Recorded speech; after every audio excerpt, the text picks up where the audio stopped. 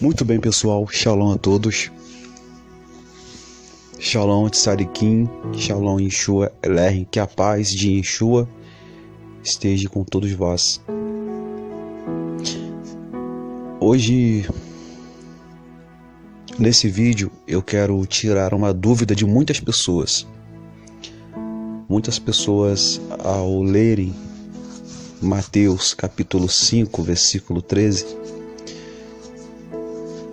têm dúvida a questão do que Yeshua ele diz sobre o sal da terra, quando ele diz: vós sois o sal da terra. O que há por detrás desse passuk, desse versículo, quando ele diz? Quando eu falo diz, é porque essa palavra ecoa até hoje em nossos ouvidos. Quando eu falo diz, é porque essa palavra tem valia para os nossos dias atuais. O que ele quis dizer? A questão sobre o sal da terra. Eu confesso para vocês que eu mesmo, há um tempo atrás, eu tinha dúvidas a questão desse versículo, quando ele se refere ao sal da terra, que nós somos o sal da terra. E muitas pessoas ainda têm dúvida a questão dessa palavra. O que há por detrás deste versículo, historicamente falando? O que há por detrás deste versículo, culturalmente falando? Pano de fundo. O que os judeus acham desse versículo? O que a cultura judaica, o que a Torá tem a nos responder a questão desse versículo. E é justamente o que eu vou fazer aqui agora. Eu vou tirar dúvida de muita gente em relação a esse versículo sobre o sal da terra. Eu já vi muitas pessoas falarem uma coisa, outras pessoas falam outra. E é claro que toda palavra ela tem uma valia, toda opinião ela tem uma valia. E não desconsiderando o que as pessoas falaram sobre o sal da terra, eu apenas quero também falar a versão da cultura judaica, baseado na Torá, nos ensinamentos de Yeshua, a questão sobre o sal da terra. E sempre a Torá ela tem base e respostas para qualquer pergunta. A Torá nunca deixa ninguém sem resposta. E é justamente isso que eu quero falar. Talvez você está chegando no nosso canal e você deve estar se perguntando: Torá? O que é isso? Torá em Yeshua? O nosso canal aqui ele tem muitas pessoas inscritas, evangélicos, os nossos irmãos queridos evangélicos, e que nos acompanham desde janeiro, quando começamos com esse canal. E para quem não sabe, a Torá ela é as instruções e mandamentos do Eterno, que são os 5 primeiros livros: Bereshit, Shemot, Vaikra, Bamidbar e Devarim, ou seja, Gênesis, Êxodo, Levítico, Números e Deuteronômio. Em língua grega, os teólogos a chamam de Pentateuco. Penta quer dizer 5. E culturalmente falando, baseado na cultura judaica, nós a chamamos de Torá, ou instruções do Eterno. Ok? Então vamos para esse vídeo. Não é assim um estudo, mas é apenas um vídeo para tirar dúvida de muita gente. Claro que acaba sendo um estudo, porque isso requer uma pesquisa, requer leitura, mas eu só quero apenas tirar a dúvida de muita gente para explicar para vocês o que significa sal da terra, o que significa ser pisado pelos homens. Então vamos lá. Como eu falei que a Torá ela é base para tudo, então nós vamos para a Torá.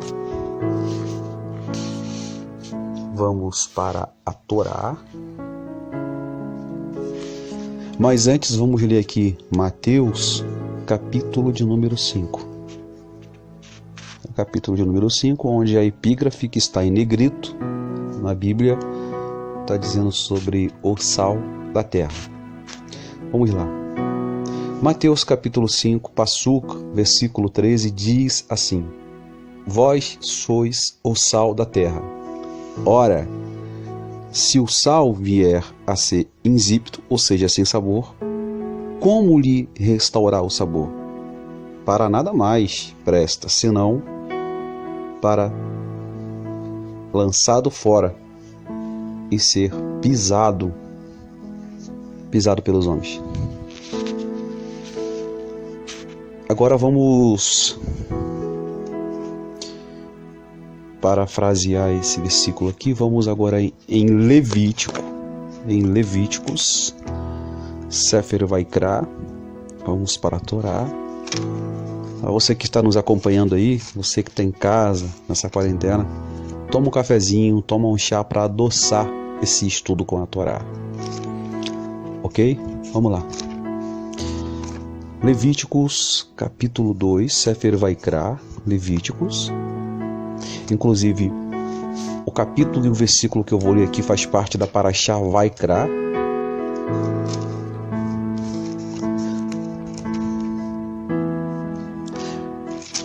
Vaikra, capítulo 2, Levíticos, capítulo 2. E eu passo 13. Vamos lá, tá aqui. Eu separei, tá aqui. Diz assim o texto: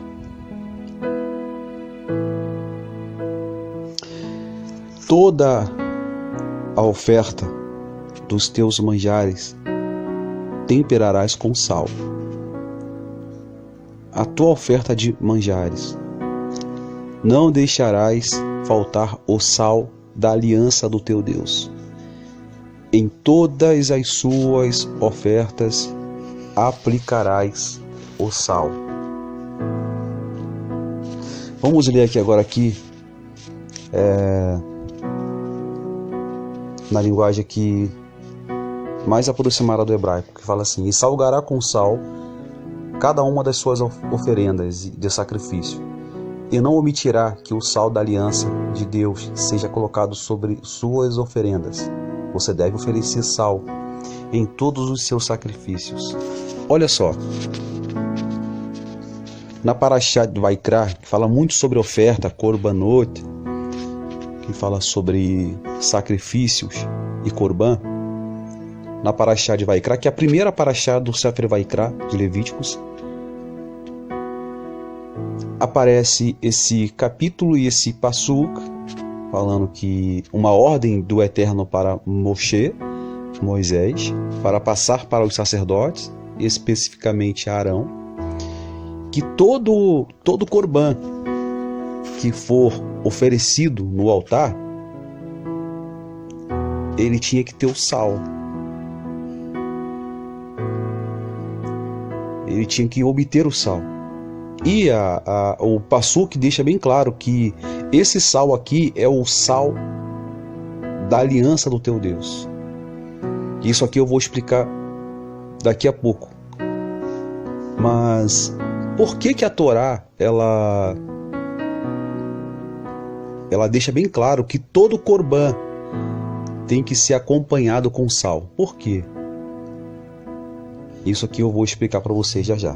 Mas vamos para Mateus, capítulo 5 primeiro, e o versículo 13, quando Yeshua, o Messias, ele disse que nós somos o sal da terra. Porém, se o sal se tornar insípido, para nada presta, a não ser para ser lançado fora e pisado pelos homens. Há uma dúvida que cerca esse versículo aqui muito grande.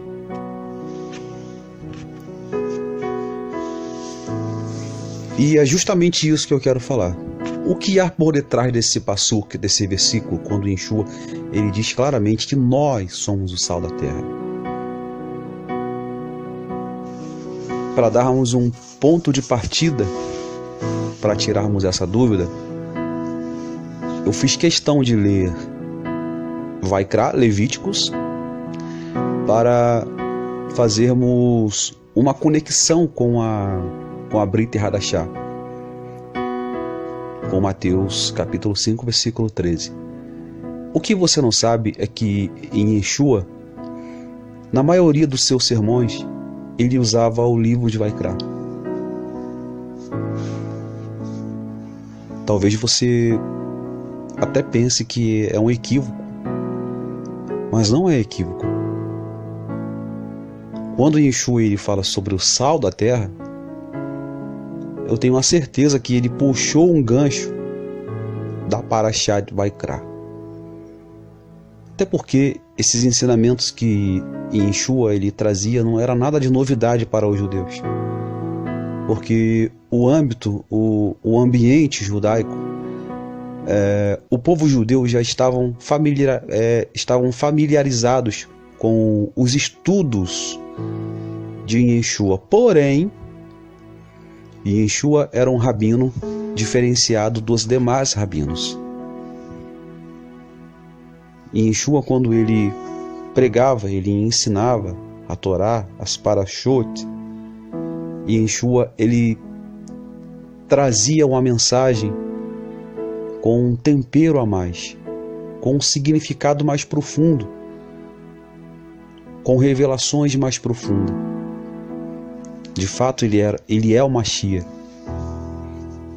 Porém, ele interpretava cada assunto da Torá de forma tão profunda que até os mestres, os tzadikim daquela época, ficavam impressionados com a tamanha envergadura da sabedoria que o Mashiach teve. Então olha só, ele vai pegar um texto de Levíticos sobre o sal da oferenda, o sal que era para ser colocado na oferenda, nas ofertas, nos sacrifícios, e vai trazer uma comparação do sal da oferenda para os discípulos. Talvez você pode dizer, o sal ele significa humildade. Pode significar humildade também. A Torá ela tem várias facetas de interpretações. Inclusive a Mishnah, que é o livro do Pirkei Avot, ele diz que a Torá, que é a introdução da Mishnah, os nossos sábios eles dizem que a Torá é como um martelo. Quando bate na rocha, a rocha é desmiuçada. E quando uma rocha é desmiuçada por um martelo, se divide em várias partículas, em várias partículas. Assim também a Torá, quanto mais nós adentramos nela, extraímos algo novo dela, sempre vai sair algo novo, sempre vai sair uma partícula diferente da Torá de interpretação, para nós usarmos como referência e como um viver, um exemplo de vida na Torá. Então Yeshua, ele, em seus ensinamentos, ele era diferenciado dos rabinos, porque ele tinha uma sabedoria assim que não tem comparação, não tem como assim definir a sabedoria que Mashiach tinha. Então olha só, ele está cercado ali por pessoas, por discípulos. Ele está trazendo um sermão. O sermão de Mateus é muito grande.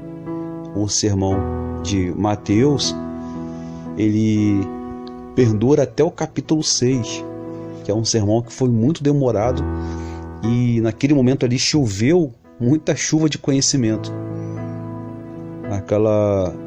O sermão da montanha para os discípulos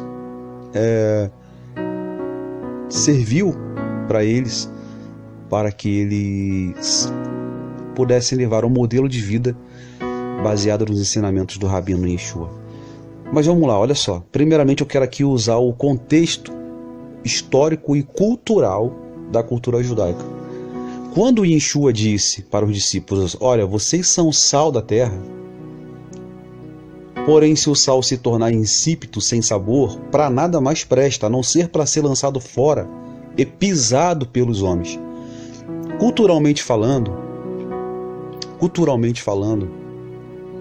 esse versículo traz alusão ao templo sagrado, ao Beit HaMikdash de Jerusalém.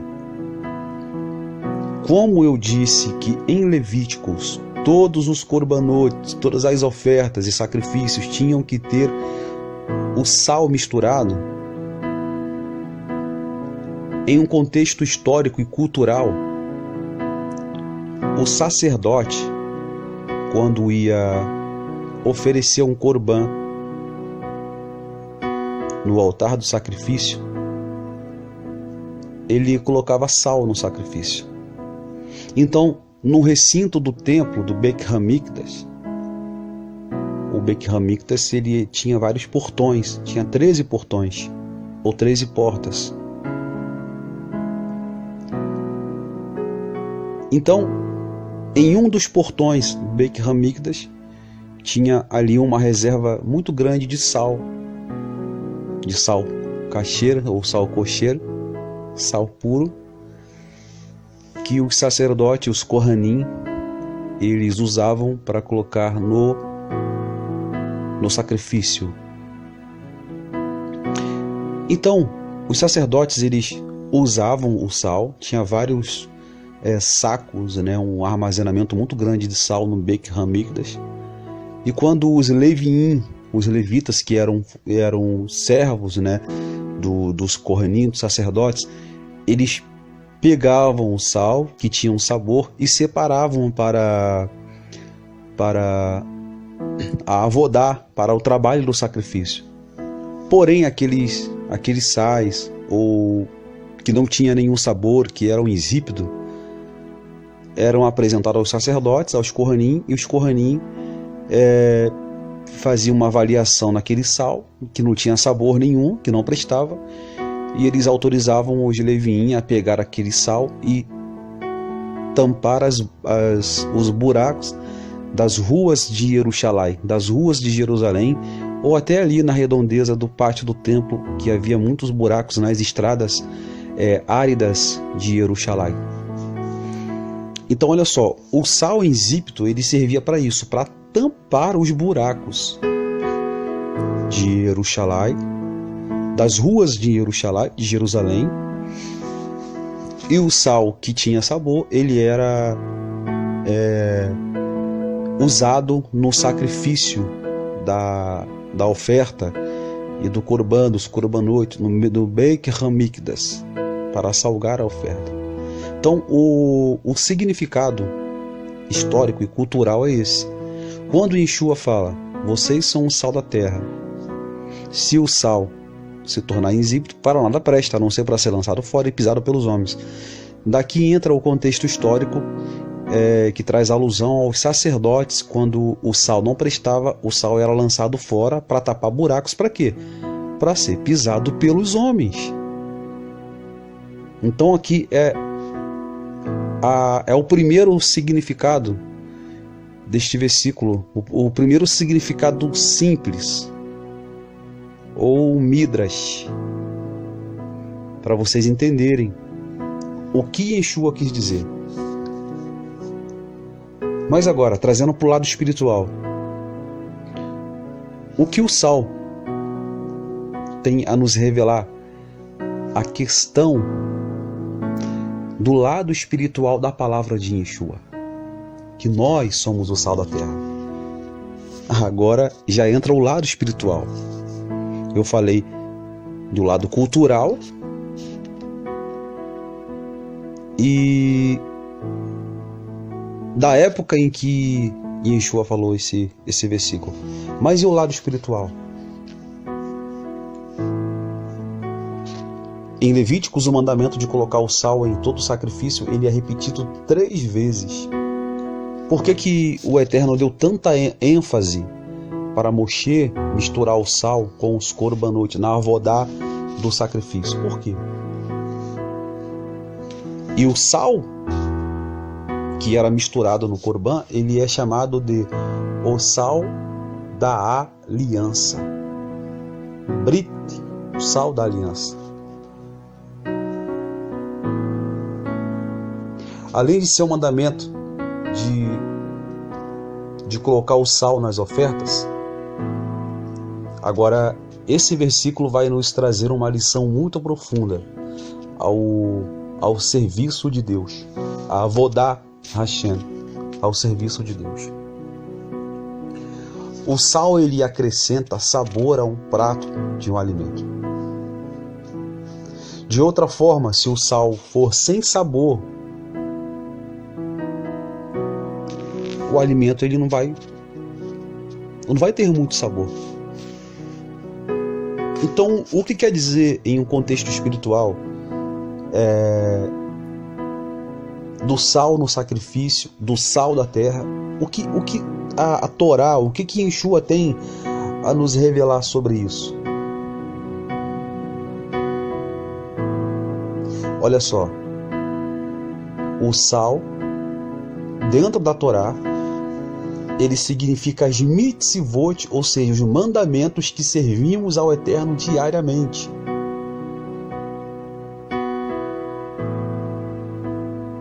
E o sal que nós servimos para o Eterno, os mandamentos que nós servimos a Ele com os mandamentos, ele não pode ser um sal insípido, um sal sem sabor. O sal tem que ser sal, ele tem que ter sabor.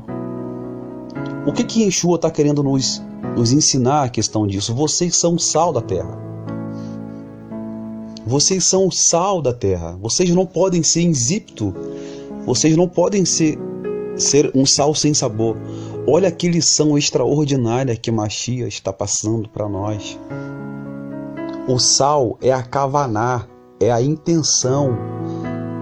A kavaná, intenção do coração, a intensa concentração mental com a qual estudamos a Torá e realizamos as mitzvot e a praticamos em paixão ao Eterno. O sal, ele traz alusão aos mandamentos, ou seja, o Mashiach está querendo dizer aqui para os discípulos: vocês são o sal da terra. Quando vocês servirem a Hashem, quando vocês servirem a Hashem, vocês não podem servir a Ele sendo insípido, sem sabor. E o sal, ele é repetido 3 vezes em Vaikra. Por quê? Porque o sal era oferecido juntamente com os korbanot de uma extrema importância. Porque todas as mitzvot, os mandamentos do Eterno que realizamos para Ele, devem ser infundidos com a paixão e a kavaná do nosso coração, com muito tempero e com muito sabor. As mitzvot, os mandamentos a qual nós servimos a Kadosh Baruch, tem que ser com tempero, não pode ser sem sabor. É por isso que em Vaikra, capítulo 2, versículo 13, o sal na avodá dos korbanot, no trabalho ali do sacrifício, ele é chamado de o sal da aliança. É isso que o Mashiach está passando para os discípulos. Olha, vocês têm que ser sal da terra. Vocês têm que servir o Eterno com gosto. As mitzvot que realizamos, bondade, a reza de tzedakah que fazemos diariamente ao nosso próximo, a Deus, tem que ser uma mitzvah com sabor, uma mitzvah temperada, não pode ser uma mitzvah sem sal. É isso que Yeshua está dizendo: não seja sal sem sal. Porque se vocês forem sal sem sal, vocês serão lançados fora e pisados pelos homens. Traz alusão quando os Kohanim mandavam pegar o sal que não tinha sabor e jogar para tapar os buracos das estradas de Jerusalém e de Jerusalém. Você está me entendendo agora? Aonde o Mashiach, olha que profundidade que o Mashiach está revelando aqui para os discípulos aqui. A questão do sal da terra.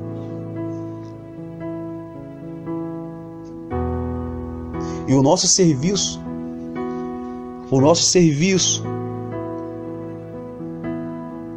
Avodá Hashem, o nosso serviço a Deus, tem que ser um serviço, tem que ser um trabalho com paixão, com amor, com infusão, com um senso de consciência a Deus. Ao contrário disso, as nossas ofertas não terão graça nenhuma, não terão sabor nenhum. É por isso que Deus nos lembra: não omita o sal. Não se esqueçam de colocar sal no Corban. O sal simboliza a aliança com Deus.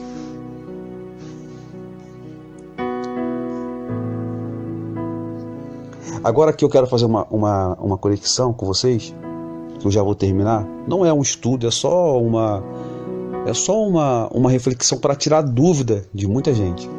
Eu quero fazer aqui uma conexão com sal. Olha só. Por que a mulher de Ló ela virou uma estátua de sal? Por quê? O Midrash Agadá vai nos revelar coisas interessantes que eu vou revelar para vocês aqui, ok? Primeiramente que a Torá ela não menciona a esposa de Ló pelo nome. A Torá não nomenclatura o nome da mulher de Ló. Mas os rabinos a chamavam de Edith, tá? Os rabinos chamavam ou traziam uma nomenclatura da mulher de Ló com o nome de Edith. Isso está em Talmud Tarumá. Vai verá, na Parashá vai verá 8. O triste fim desta mulher, da mulher de Ló, foi algo assim, meio que, quando nós lemos a passagem que está em Gênesis, na Torá, quando ela olha para trás e ela vira uma estátua de sal. Agora, por que ela virou uma estátua de sal? Algumas pessoas dizem que ela estava apegada a Sodoma e Gomorra. Pode ser também. Pode ser, mas o que os nossos sábios têm a nos ensinar?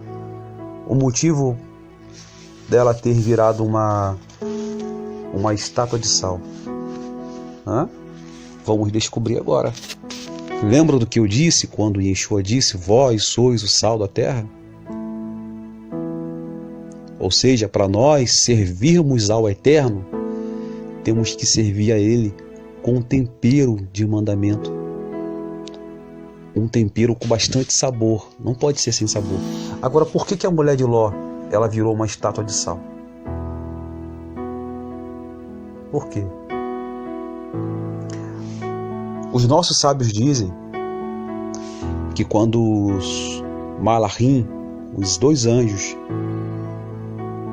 foram até a casa de Ló para levar uma mensagem, uma notícia para Ló sobre o que ocorreria em Sodoma e Gomorra, Ló, ele era sobrinho de Abraão. Todos nós sabemos disso. Como ele era sobrinho de Abraão, ele aprendeu muito com Abraão, porque Abraão era um tzadik, Abraão era um sábio. Então Ló, ele aprendeu com Abraão a mitzvah de nós hospedarmos pessoas na nossa casa. De hospedar e de tratar bem essa pessoa com comida, com bebida, com roupa e etc. Então, Ló, ele aprendeu isso com o seu tio Abraão. Então, os nossos sábios relatam que quando Abraão ele recebeu os anjos em sua casa, a mulher de Ló não gostou muito, não. Ela não gostou muito. Ela omitiu a visita dos anjos. Ela não ficou muito bem agradável, não. E o Midrash Haggadah diz que a mulher de Ló, ela dividiu a casa dela. Ou seja, ela falou assim: olha, já que você trouxe visitante, eu vou dividir a casa. Eu vou ficar desse lado e você vai ficar do outro lado com esses dois cidadãos aí. E para complicar mais ainda, o Midrash diz que a mulher de Ló, ela foi pedir sal aos seus vizinhos, porque na casa dela não tinha sal. Só que, ao invés dela pedir o sal aos seus vizinhos, ela pediu o sal aos seus vizinhos e contou para seus vizinhos que os dois Malaha estavam na casa de Ló. Mas qual a relevância dessa história? O que tem a ver sal da terra com a história da mulher de Ló? O que tem a ver? O que tem a ver é que naquele momento que a mulher de Ló pediu sal aos seus vizinhos, à sua vizinha, ela espalhou a notícia de que os dois Malaha estavam na casa de Ló. E o povo de Sodoma e Gomorra tinha costume de que quando um visitante chegava em Sodoma, todo mundo queria ver aquele visitante, todo mundo queria ver. A Torá até diz que os habitantes queriam ter relação sexual com os Malaha. Isso é um pecado terrível. O erro da mulher de Ló foi dela não ter o recato de espalhar a notícia para os vizinhos de que os anjos estavam lá na casa de Ló. Ela poderia ter pedido o sal emprestado, mas ela poderia pedir o sal, mas não falar que os anjos estavam na casa de Ló. Então isso, você vai ler o texto e você vai perceber que houve uma confusão. Os moradores de Sodoma e Gomorra queriam invadir a casa de Ló, ao saber que os anjos estavam na casa de Ló. E por esse motivo, olha só, por esse motivo, aconteceu algo com a mulher de Ló, que ela vai virar uma estátua de sal. Mas o que tem a ver isso? Ela virar uma estátua de sal? O que tem a ver? O que tem a ver é que a mulher de Ló, ela errou, porque ela não cumpriu a mitzvah de receber os hóspedes em sua casa. E por ela se omitir e espalhar a notícia de que os anjos estavam na casa de Ló, ao olhar para trás, ela virou estátua de sal. É o que o Midrash diz. E para encerrarmos essa lição, esse pequeno estudo, qual a relevância que eu quero trazer para vocês? Qual a aplicabilidade? A aplicabilidade é quando nós formos fazer algo para o Eterno, vamos fazer com sabor, com vontade, com tempero, para que o nosso Avodah Hashem, o nosso serviço ao Criador, não seja um serviço sem graça, sem sal, sem sabor. Tudo que você for fazer para Deus, faça com sabor, faça com gosto, para que você não seja sal sem sal e seja lançado fora e pisado pelos homens. Bom, eu ia falar aqui sobre a cabala do sal, mas no próximo vídeo eu vou falar sobre a cabala do sal. Não dá para continuar gravando agora, porque para editar dá trabalho, mas se você quer saber o outro significado do sal mais profundo, a cabala do sal, se inscreva no nosso canal e compartilhe esse vídeo. No próximo vídeo eu vou falar sobre a cabala do sal. Tá? A palavra para sal em hebraico significa melar, ok? Que tem um valor numérico de 78. E é sobre isso no próximo vídeo que eu vou falar, sobre a cabala do sal. ok? O que significa o sal na Cabala? Então até o próximo vídeo, que Hashem, o Eterno, nos abençoe a todos, em nome de Yeshua HaMashiach. Muito bem, pessoal.